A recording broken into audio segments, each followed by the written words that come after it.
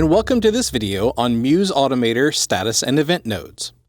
These nodes are similar in that they both return the status or state of a parameter, but there are some key differences between them that we will go over in this video. For this video, we will be working with the Network AV decoder as our target device.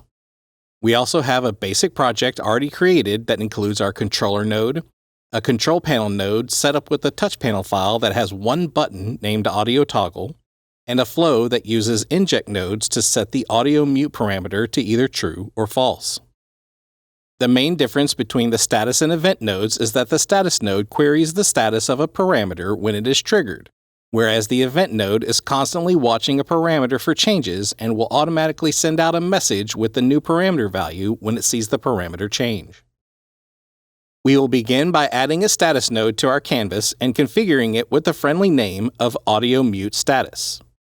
Choose the decoder as the device and browse to Decoder, Audio Output, Audio Mute for the parameter that we want to query. Add an inject node and a debug node to the canvas and connect those to the input and output of our status node. Lastly, give the debug node a friendly name to make it easier to determine which debug node our message comes from. Next, bring an event node onto the canvas and give it a friendly name of Audio Mute Event. Configure it to watch the same device parameter as the status node. We will also add another debug node, give it a friendly name, and connect this one to the output of the event node. Notice that there is no input on the event node to connect an inject node to. This is because the event node is triggered when the watched parameter changes and not by any other external events. Now we will deploy our project and begin testing. Press the inject node that is connected to our status node. You will see that we receive a debug message that gives us the status of our audio mute parameter. Notice that this debug message comes from the debug node connected to the status node. This is because there was no change in the state of that parameter, so no event was triggered. If we now use our inject node to change the state of our audio parameter, we will get another debug message. However, this time the message came from the debug node connected to our event node. This is because the change in the parameter state triggered the event node, and we did not manually trigger the status node to get the status.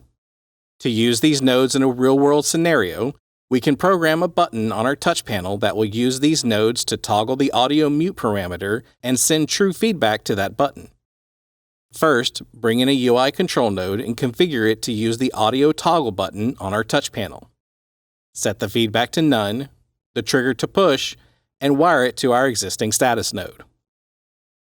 Next, we will bring in a switch node that connects to the output of our status node. We will configure this switch node with two rules. The first rule will be is true, and the second rule will be is false. Also select the stop after first match option. Next, bring in two command nodes and connect to the outputs of the switch node.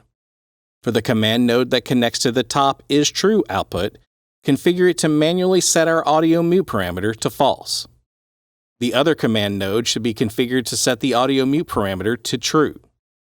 This flow will now query the status of the audio mute parameter and set it to the opposite of its current state. The final piece we need to add is button feedback. For this, bring in a UI feedback node and connect it to the output of our event node. Configure the UI feedback node to use our control panel, set the type to channel, select the audio toggle button, and then select the input type to message payload. We can now deploy our project, and when pressed, our button will toggle the audio mute state, and our button feedback is turned on and off based on the audio mute parameter. That's it for this video. For more news and product information, visit us at our website at amx.com. For troubleshooting tips, FAQs, and code examples, visit our Anytime Help Center at help.harmonpro.com.